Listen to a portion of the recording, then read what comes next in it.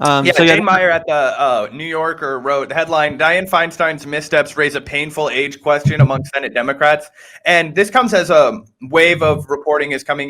There was the famous or the much circulated Vox report, Gavin, that you sent me the other day that I think, who was it? I think Ken Clifton also tweeted out where it was basically reminding everybody that there are pharmacists that fill Alzheimer's prescription for the people that are writing the most powerful drugs in the country. And honestly, based on the description, most powerful laws. Sorry. And based on the descriptions here, it would certainly seem that Alzheimer's prescription was going to Senator Feinstein, because there's a pretty really just shocking portion of this article where they detail basically how Chuck Schumer, the Senate minority leader, had to sit her down and have a really painful conversation explaining why she maybe needed to step down, why maybe she was getting a little bit too senile for the job, and then he reportedly had to have the same exact conversation the next day, just as painful, just as awkward, just as uncomfortable, because, Dianne Feinstein unfortunately didn't remember it. That's a pretty clear sign of Alzheimer's, if you ask me. And there's just some crazy stuff in this article that really, goes into that. Some of her staff even is concerned. Everyone's concerned, and she's just refusing to step down. I don't know if she doesn't understand that she has cognitive decline. Like, I mean, obviously I'm not an expert in dementia or whatever, but like, do people with dementia not realize they have it, or Alzheimer's? Well, I think it's that, but it's also a pride issue. This is a woman that's, built a career as a, she's been a groundbreaker, like this article mentioned. She, began her career working alongside the likes of Harvey Milk before he was assassinated.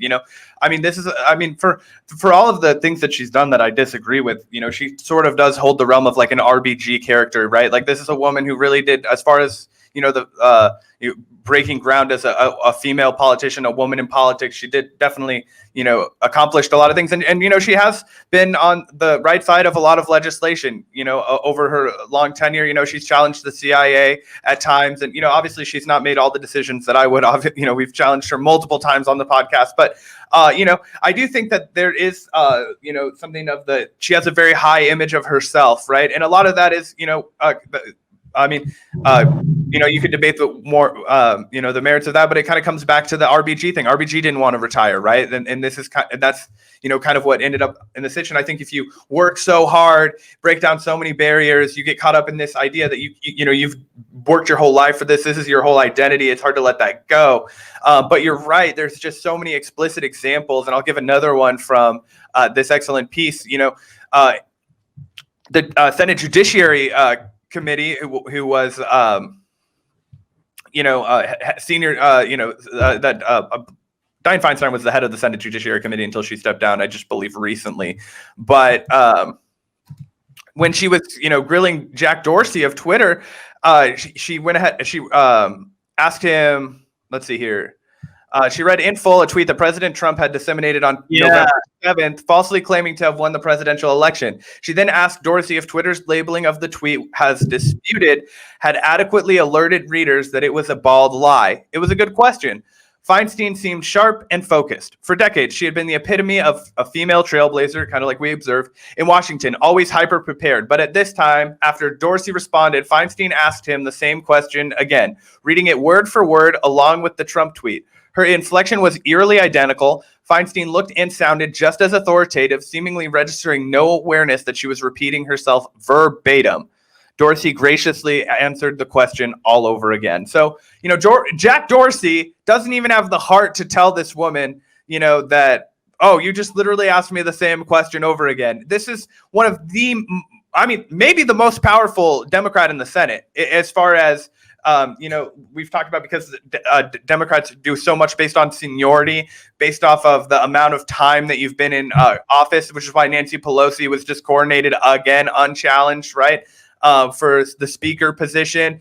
Dianne Feinstein being the oldest Democrat, she's got, clearly, like, Chuck Schumer isn't, calling for her to step. Obviously, it's complicated, but that's Chuck Schumer would be a comparable level of power that this woman, who's clearly in cognitive decline, immense cognitive decline, more so even than Joe Biden, who we talked about at length, his cognitive failure. And it brings up this whole point, right? Where if you look at how the demographics of Congress are broken up, it's astronomically, the more so the boomer, not just the boomer generation, but the silent generation, Going back there. The generation of Dianne Feinstein, the octogenarians, and honestly, even the people who are, Bernie Sanders' age and a little older, to be honest. Yeah, no, for sure. Bernie Sanders hasn't administered any signs of cognitive decline, so there's no reason for him to retire. But once you reach that age, obviously, but just from a representation standpoint, there's so much more people, even from the, earlier stages of the boomers than. Yeah, I was joking around with you yesterday, the other day, saying basically the Democratic Party is just a retirement home for war criminals, with Joe Biden leading the ticket and all these ancient people that have all, voted on the Iraq War and, been behind these terrible legislative, things. So the Democratic Party is at a pretty pathetic state right now. And the fact that its seniority is basically all these ancient, like octogenarian, and like if Dianne Feinstein were to make it to the end of her term, she'd literally be in her 90s. And honestly, that gives some insight into why she was so dismissive to the Sunrise Movement. I don't know if you remember this clip. But yeah, it's like, of course she doesn't understand, the need for combating climate change, because she's not even going to be alive when it really matters. Dude, I forgot about this clip with Dianne Feinstein. Go ahead and play this for everybody to remind them. Yeah, I will. Also, by the way, guys, if anyone's tuning in, Ashley Stevens is going to be here very soon. She just let me know that she's setting things up. Sweet. We'll go ahead and play this video clip. And also, I'm going to grab my laptop charger because I'm a freaking idiot. And I totally forgot that we were going live without plugging it in. So.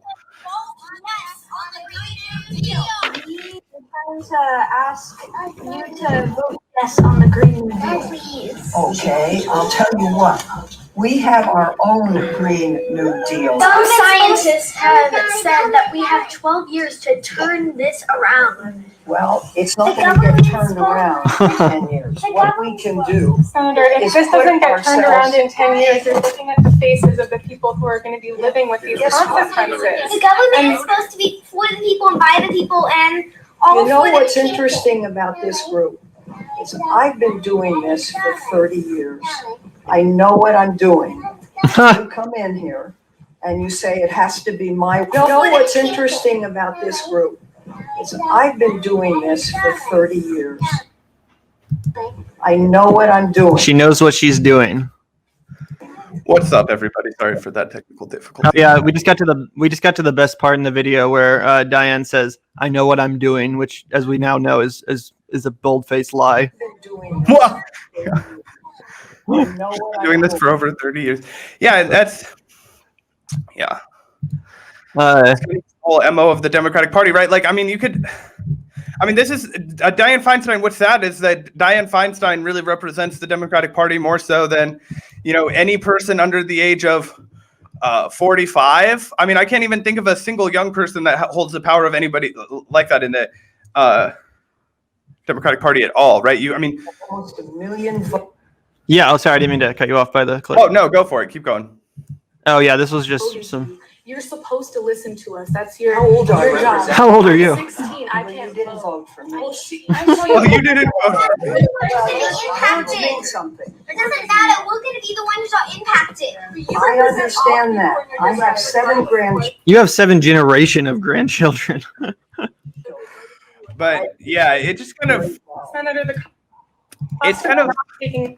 Yeah, dude, it's crazy. She's just so like this clip is just all the more infuriating knowing what we now know. Again, this article breaking down her very obvious and painful cognitive decline. It's just like what right do you have to be making these one of 100 people, one of the most 100 senators, some of the most powerful people? What right do you have at this stage in your life to be making these kind of decisions that, as those kids said, are the ones that are going to be impacted by it?